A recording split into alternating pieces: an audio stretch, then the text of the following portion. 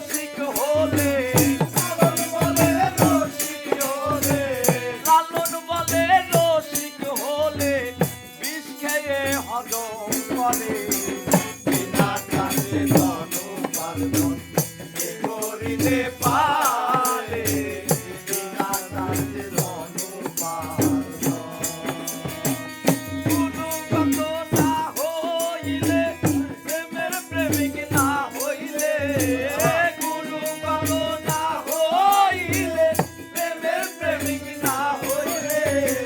সে ধন কেউ পায় না রে বিনা কান্দে ধন পায় না